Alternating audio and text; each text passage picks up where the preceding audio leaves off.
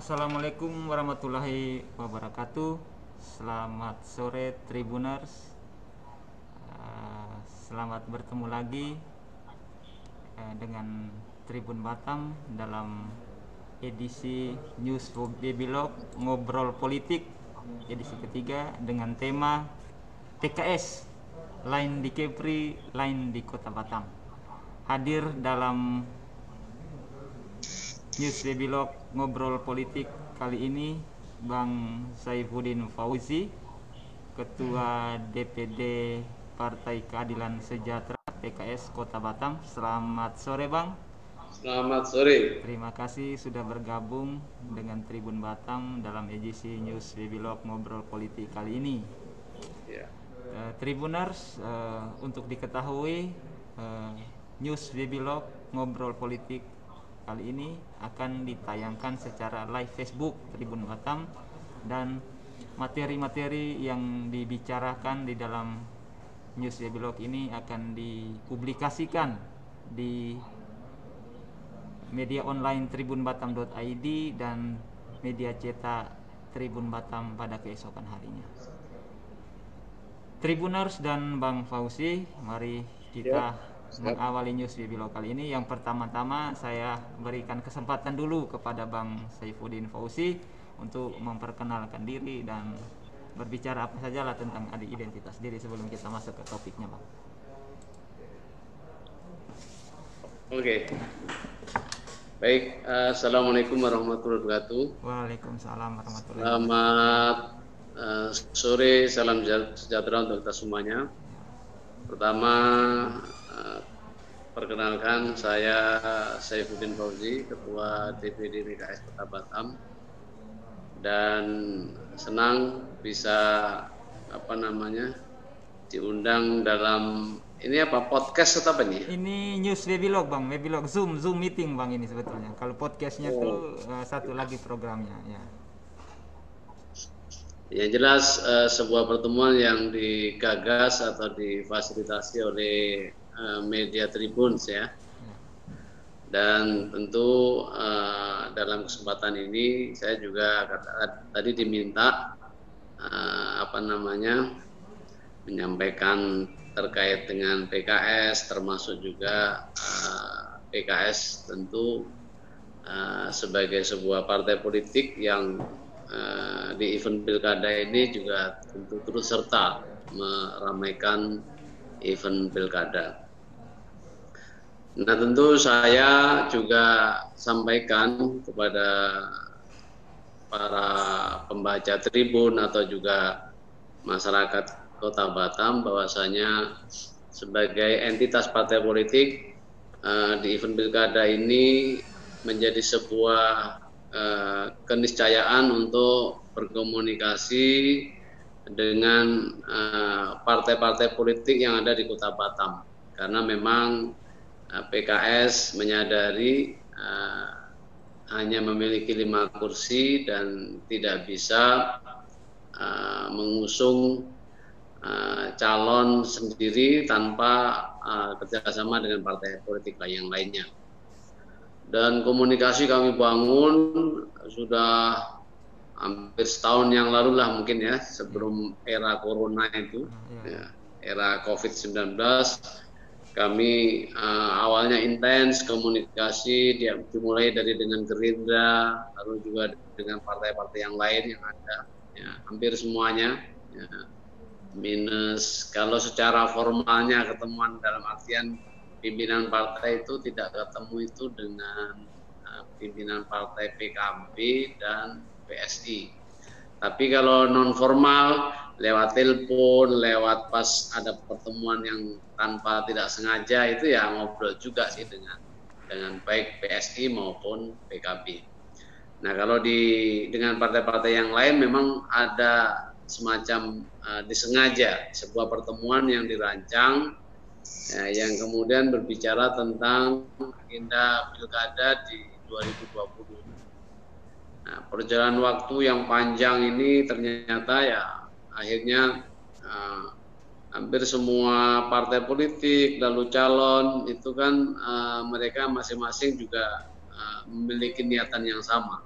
Kalau hampir setiap partai politik punya calon untuk didorong ikut serta dalam pilkada. Begitu juga dengan PKS. Ya.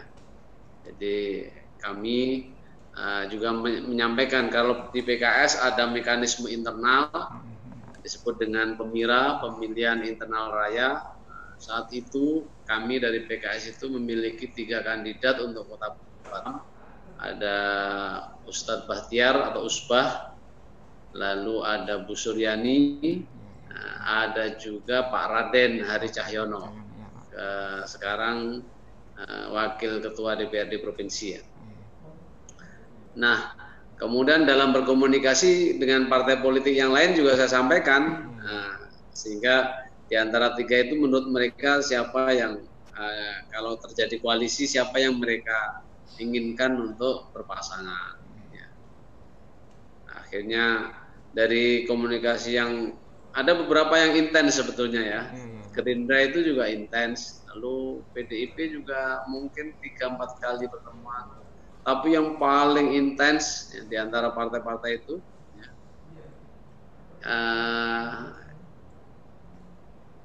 dari Nasdem sama ada calon perseorangan non partai itu Pak Haris Lambi. Oh, Haris Lambi ya, Bang. Ya, jadi Pak Haris Lambi itu cukup intens. Nah, kemudian tentu hasil komunikasi yang kami bangun kami laporkan juga dengan DPW, struktur di atas kami. Nah, pengurus PKS tingkat wilayah, tingkat provinsi, kita sampaikan kami sudah bertemu dengan si A, si B, si C, lalu dengan partai A, B, C, kita sampaikan semuanya. Nah, dari laporan-laporan yang kami sampaikan itu, ada beberapa di antaranya yang diminta oleh DPW untuk ditindaklanjuti secara serius.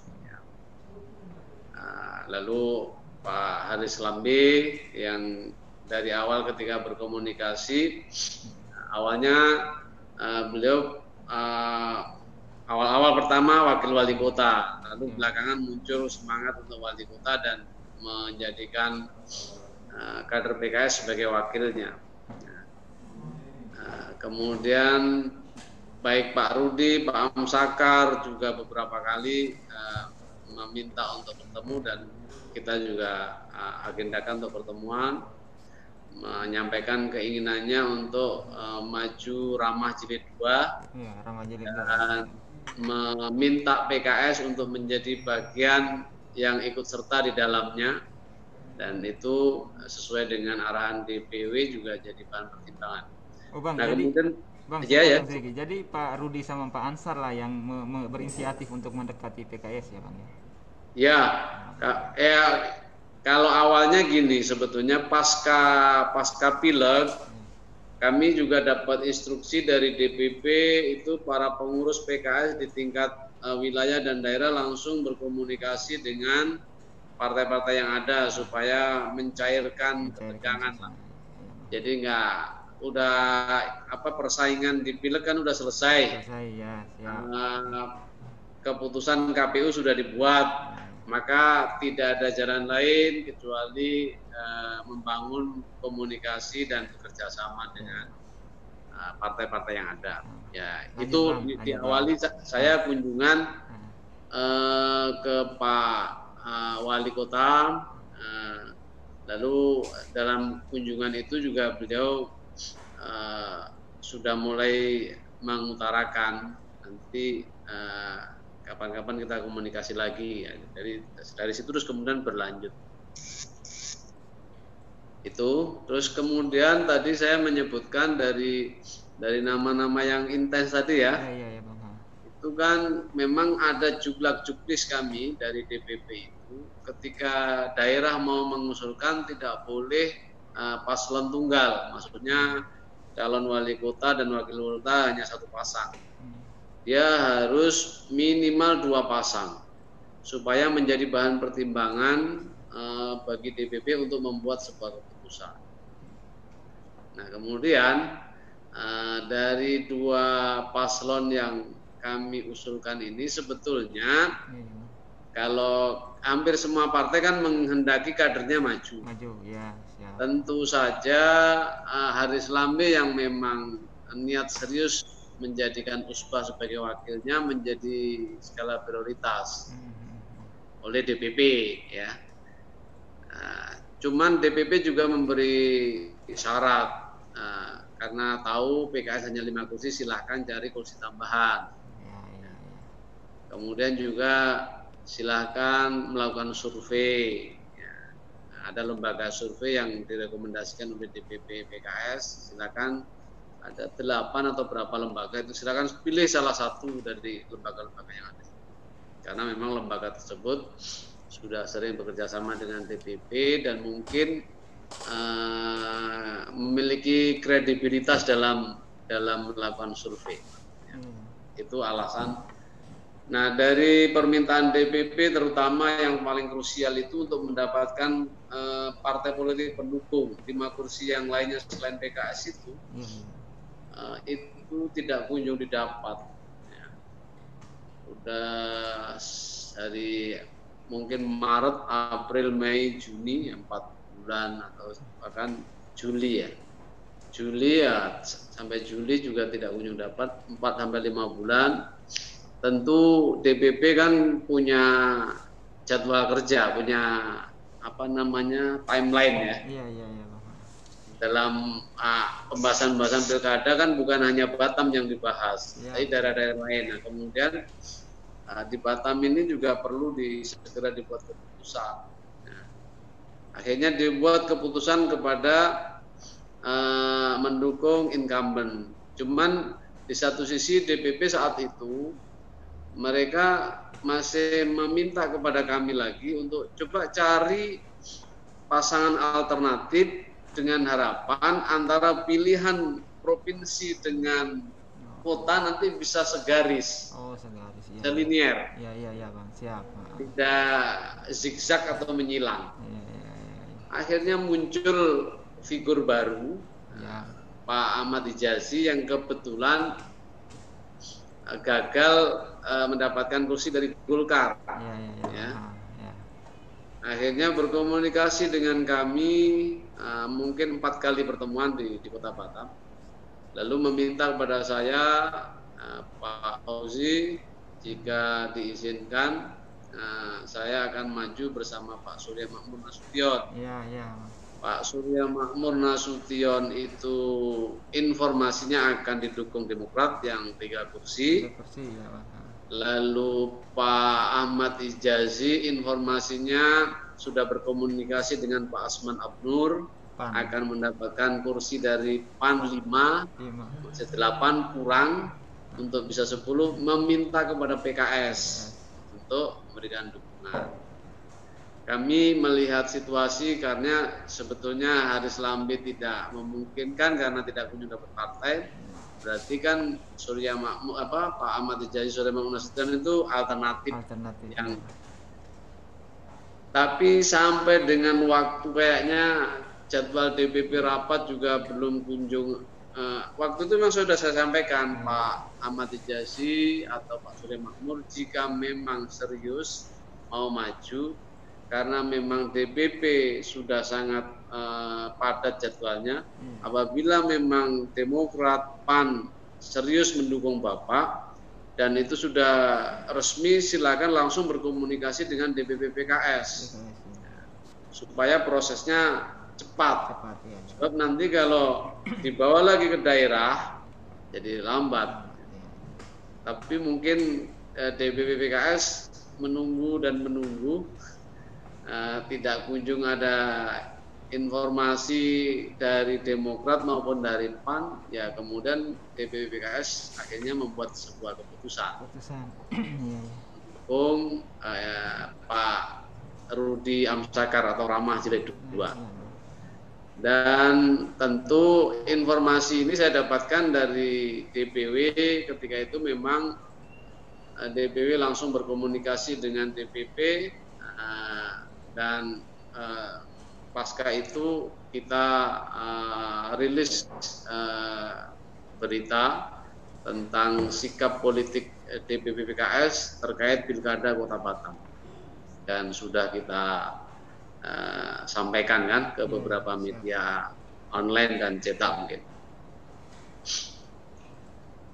Jadi itu terkait dengan pilkada. Jadi tapi sebetulnya kami di daerah ini karena terbiasa dengan patuh dan taat pada putusan pusat, ya, maka siapapun yang di putusan pusat kami siap menjalankan dengan sebaik-baiknya secara serius dan profesional.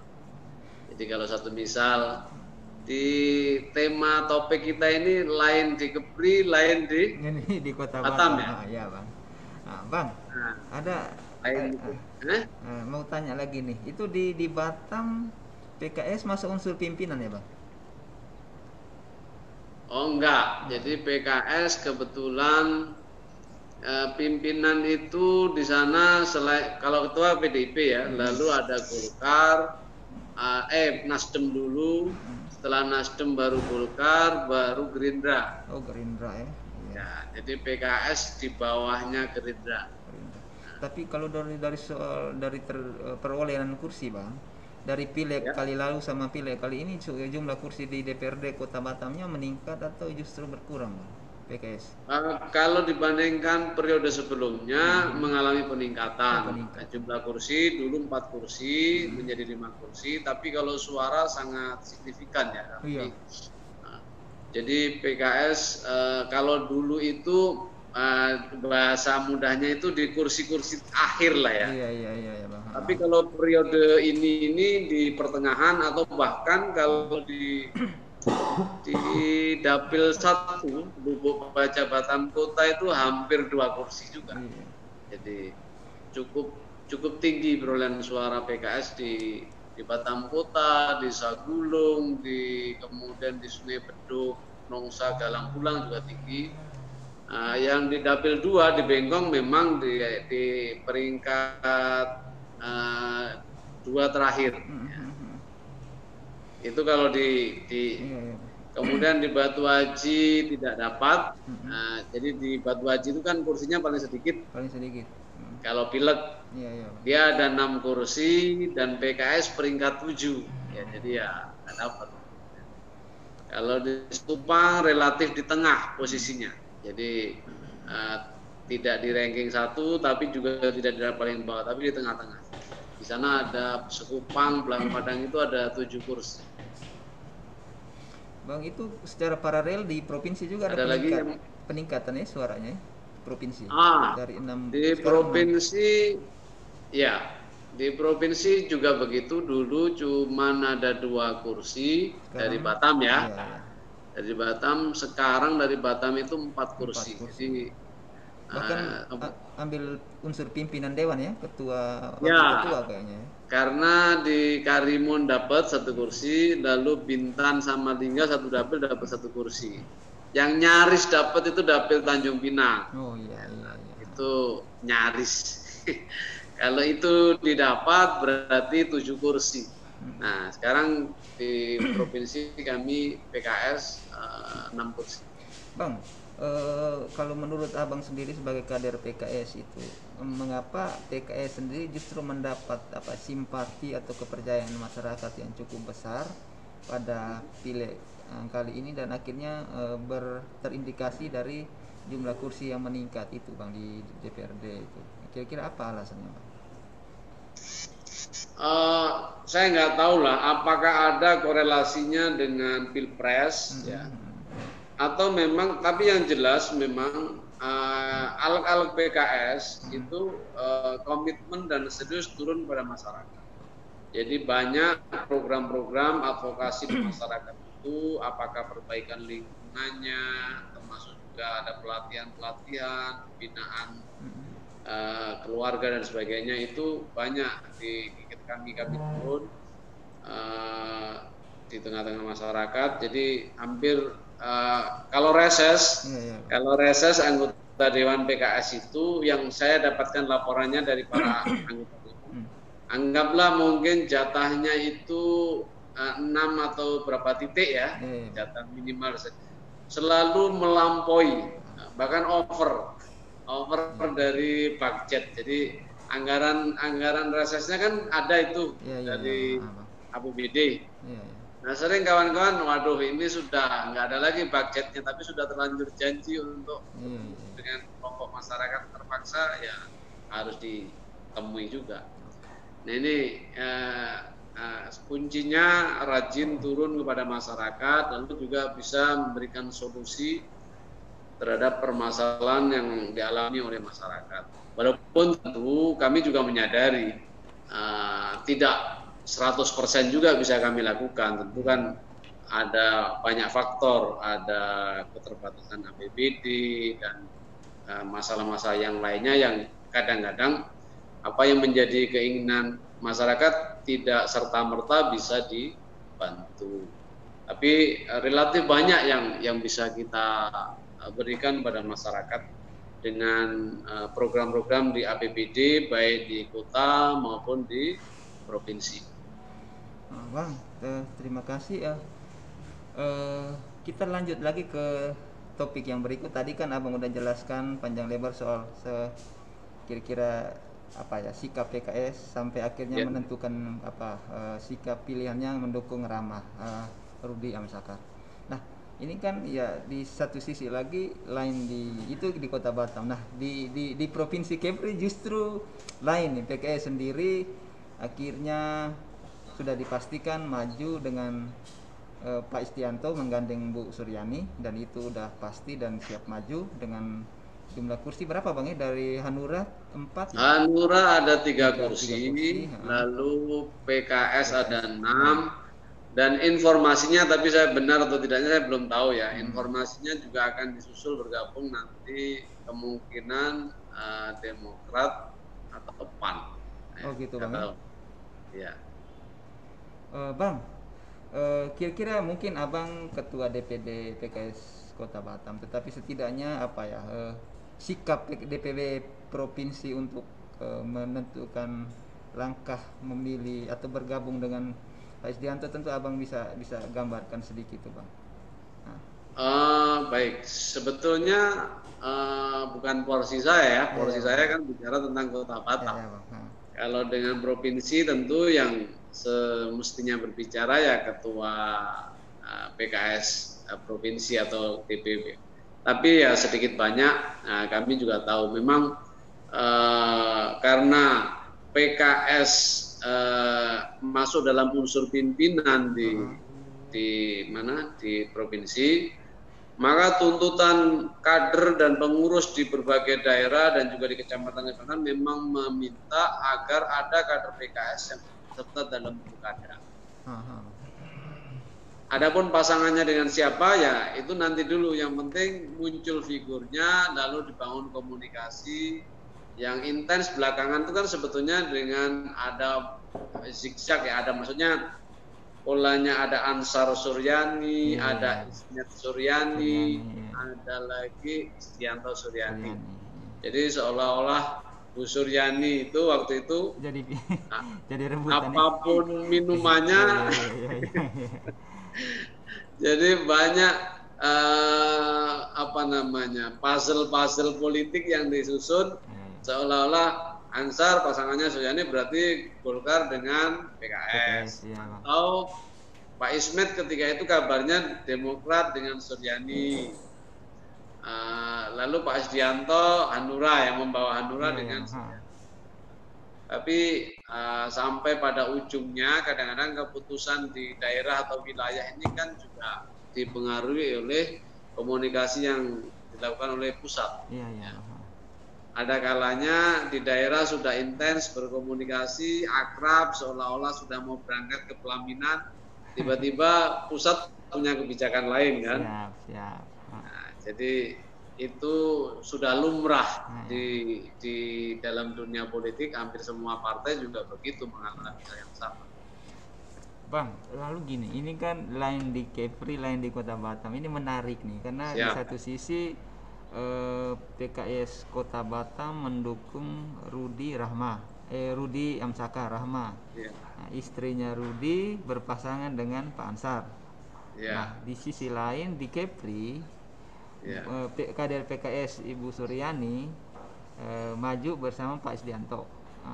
Sementara di Kepri istrinya Rudi, Bu Marlin dengan Amsak, Bang Saya. Ansar akan beradu dengan Bu Ya, ya. Suryani kader PKS dan Pak Isdianto. Ini gimana nih nanti misalnya kampanye Ah, atau cara mendekati konstituen atau masyarakat untuk mendukung ini oh bagaimana nih? gini.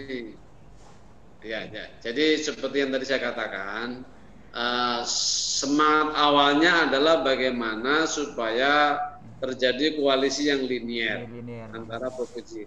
Tapi kalau kemudian tidak dimungkinkan, ya tentu saja tidak ada masalah. Karena pengalaman periode yang lalu, kami di provinsi mendukung Suryo Ansar, Besar ya ya Bang. Oh ya dulu, kan? dulu Bang. Suryo Ansar. Ya siap, dulu. Kemudian di Kota Batam kami mendukung Rama. Oh, Padahal waktu itu dukungan Ramah untuk di provinsi itu Sani Sanur, iya iya Sani iya. dan Nurdin, ya kan? Iya. Ayah Sani dan Nurdin Basirun.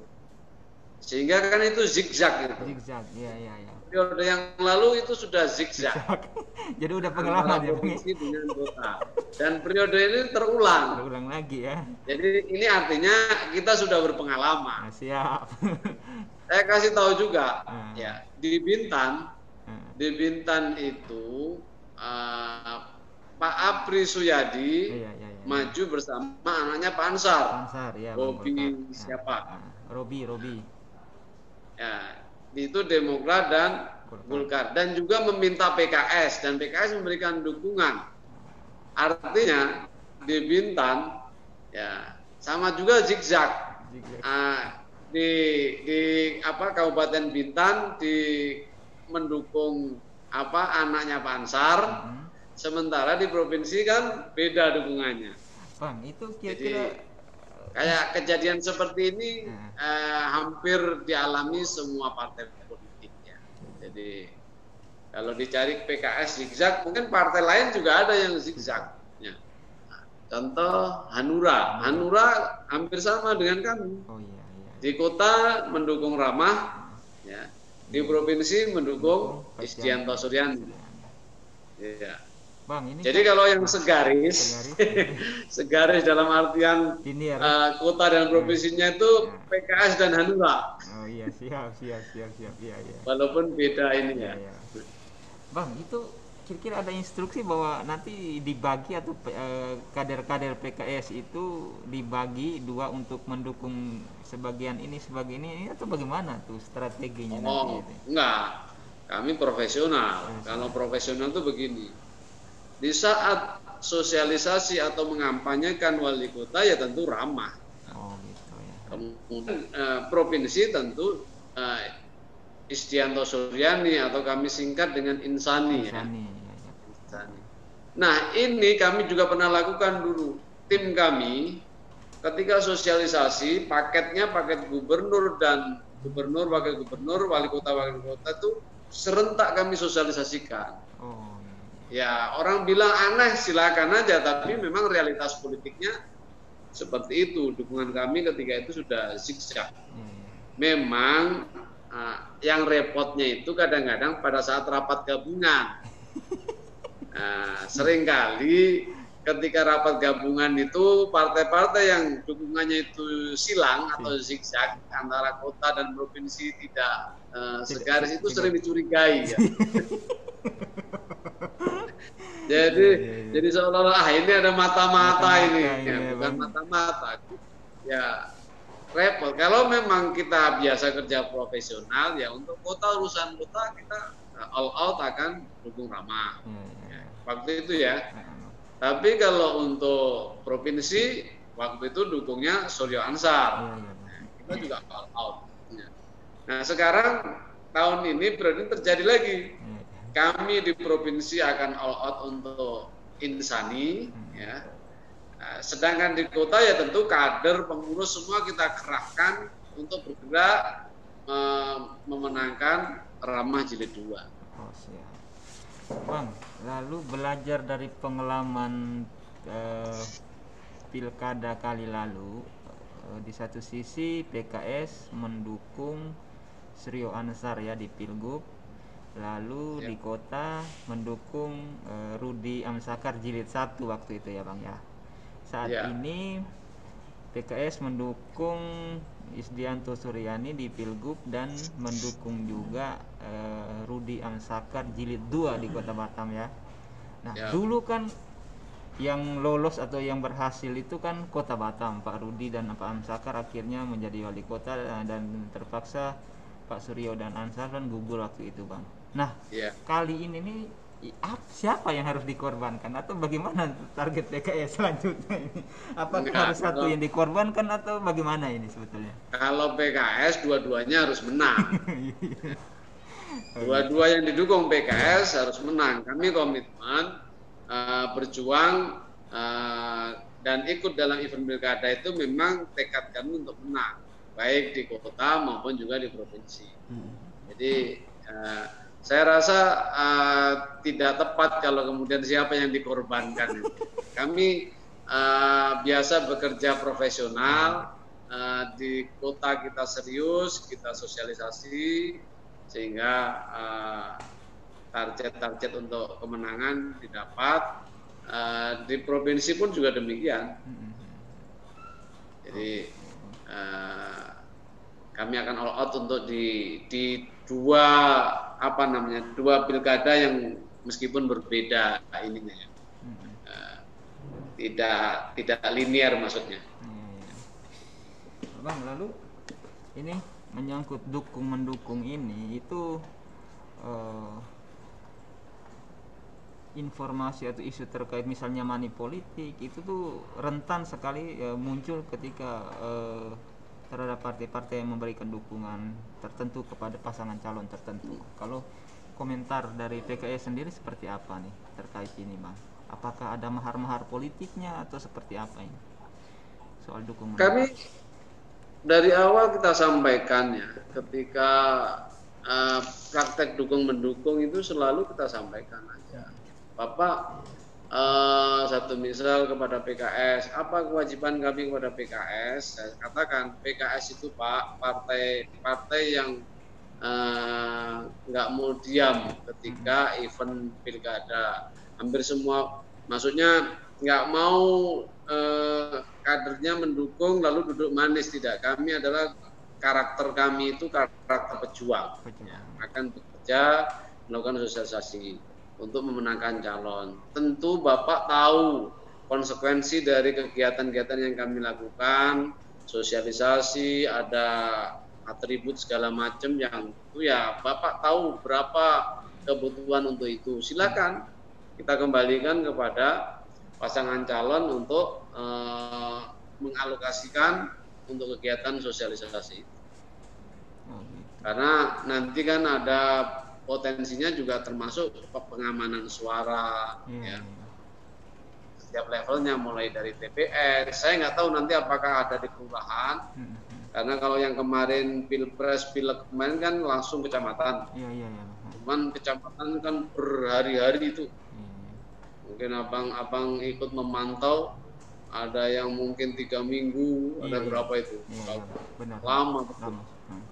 Nanti apakah disederhanakan di kelurahan, lalu kelurahan langsung di kecamatan bacanya hasil pleno di kelurahan aja, jadi kan cepat. Yang lama kan berarti agak lama di kelurahan masing-masing, tapi tentu sangat ditentukan kelurahan mana yang jumlah TPS-nya banyak.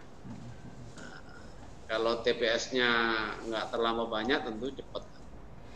Nah itu yang kemudian kami komunikasikan dengan calon kepala daerah siapapun dia dari partai manapun, yang ada ya kebutuhan untuk sosialisasi, konsolidasi. Kita kan panggil kader-kader untuk rapat, untuk kemudian bergerak. Ketika bergerak kan kita bekali dengan atribut itu. Mungkin entah mini baliho, stiker atau apa yang diperlukan.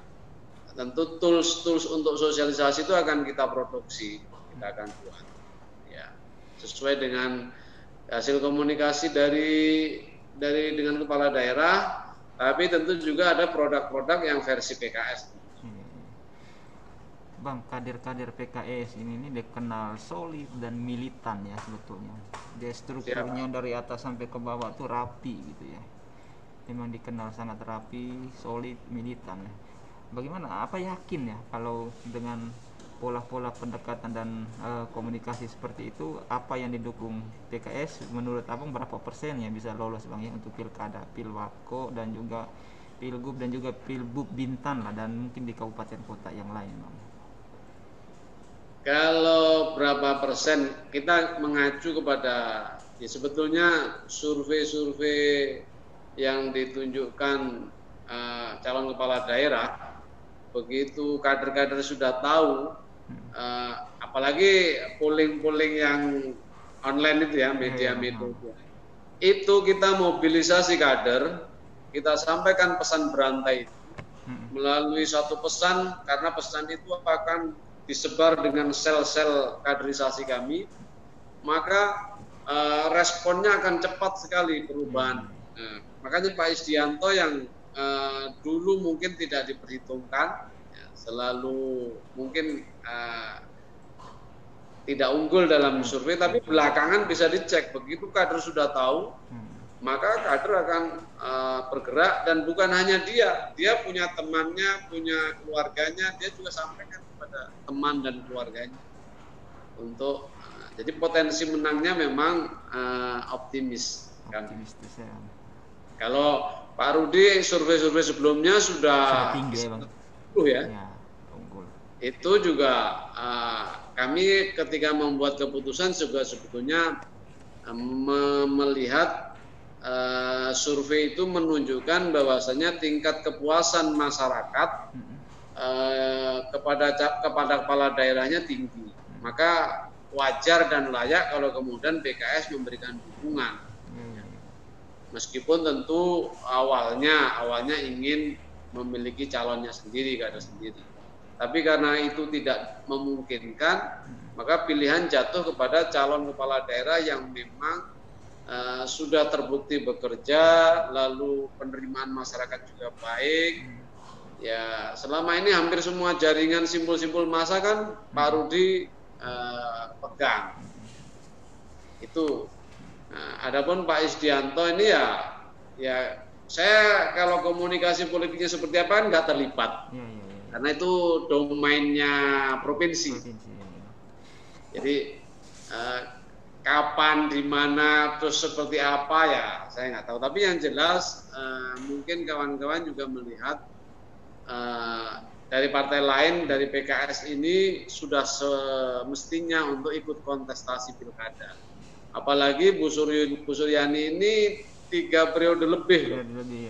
Ya dulu kan PAW-nya Pak Arya Saptarika itu setengah periode lah ya. Ketika di tengah jalan Pak Arya ikut pilwako Batam, dan alhamdulillah jadi wakil wali kota saat itu berpasangan dengan Pak Dahlan. Nah, itu Bu Suryani masuk menggantikan, lalu setelah itu murni periode pertama tahun berapa dulu ya? Event 2009, lalu 2014, sekarang 2019. Jadi sudah 3,5 periode. Artinya tentang permasalahan pemerintahan cukup memahami, secara kapasitas memadai memang untuk didorong menjadi seorang kepala daerah. Bang, itu PKS juga terkenal dengan prinsipnya ya bang, sikapnya itu tegas gitu. Nah, kira-kira menurut abang sebagai kader PKS itu, kriteria kepala daerah atau pimpinan seperti apa yang masuk jadi pertimbangan utama atau menjadi kriteria utama dari PKS sendiri sebagai sebuah partai bang? Spiritualitasnya itu seperti apa bang? Jika kita bicara soal kepala daerah, takaran atau standar dari PKS terhadap seorang kepala daerah itu seperti apa, baik di provinsi, di kota, dan di kabupaten seperti apa bang? Iya. Ya, saya rasa kalau bukan hanya PKS ya, hampir semua partai-partai yang ada, tentu ketika mendorong seseorang untuk menjadi calon kepala daerah itu, yang paling pertama itu adalah integritasnya, ya kan? Jadi catatan rekam jejaknya juga menjadi pertimbangan. Walaupun kadang-kadang mencari yang ideal itu juga tidak sederhana. Jadi antara idealita dengan realita itu harus dipertemukan. Nah disitulah kemudian PKS juga membuka ruang, tidak kaku. Ada toleransi-toleransi yang kemudian muncul. Ketika mencari sosok yang seperti A ini, kriterianya A, B, C, D, tapi tidak memenuhi kriteria bukan berarti kemudian otomatis dicoret kan. Karena gini, ada satu figur itu mungkin ada kekurangan di satu sisi, tapi dia punya kelebihan di sisi yang lain. Nah, ini juga jadi panduan. Jadi memang kadang-kadang tadi keputusan politik kalau disuruh ideal sekali itu kadang-kadang juga nggak bisa juga. Ya. Ada kondisi-kondisi yang menuntut untuk membuka ruang toleransi atau fleksibel.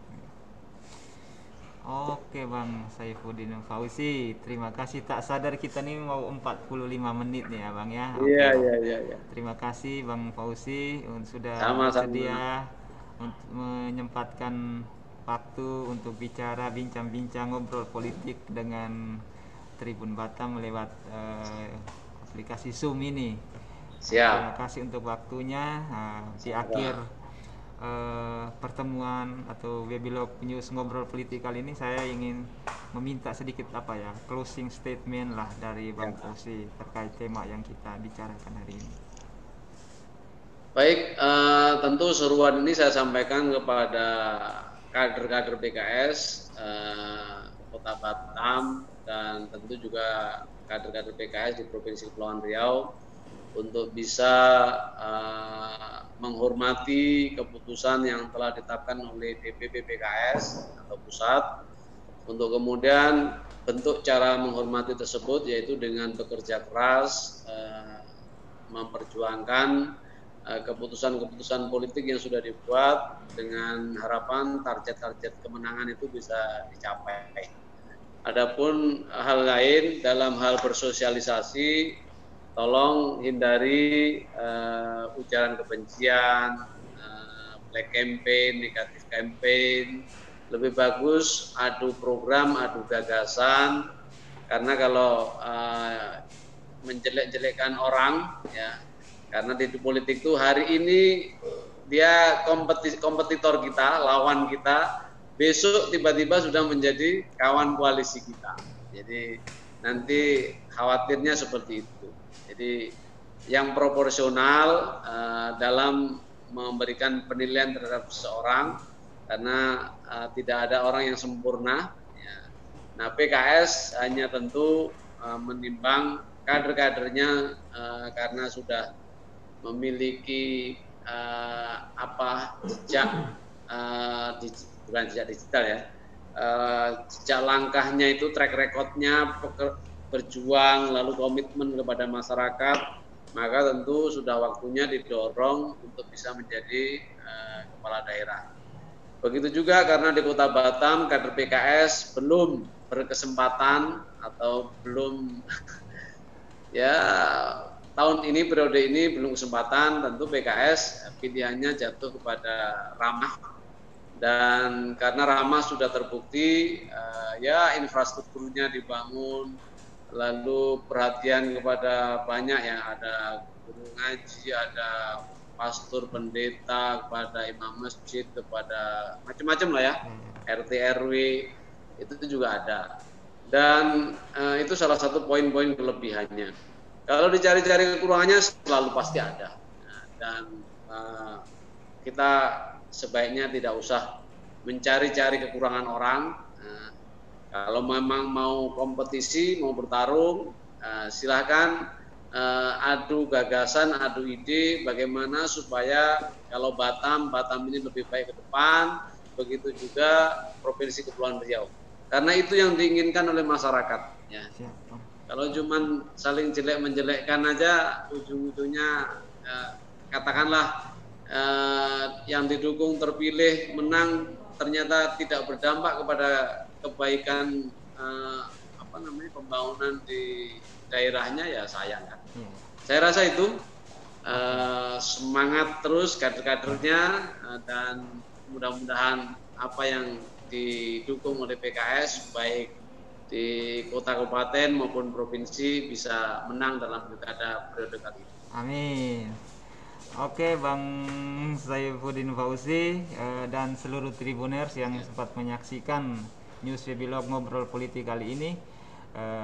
Pada akhir pertemuan kita ini, saya Tommy Mahekin mewakili seluruh kru Tribun Batam dan karyawan Tribun Batam mengucapkan terima kasih secara khusus kepada Bang Saifuddin Fauzi, Ketua DPD PKS Kota Batam, yang sudah bersedia meluangkan waktunya, tenaganya untuk berbicara ngobrol-ngobrol politik dengan kita di Tribun Batam, dan juga seluruh Tribuners yang setia menyaksikan ngobrol-ngobrol politik ini. Saya sendiri juga dan juga seluruh wakil Tribun Batam meminta maaf mungkin ada kata atau pernyataan yang salah, dan berharap semoga ke depan silaturahmi juga ngobrol-ngobrol seperti ini masih bisa berlangsung. Bang Fauzi masih punya waktu untuk ngobrol-ngobrol dengan Tribun Batam.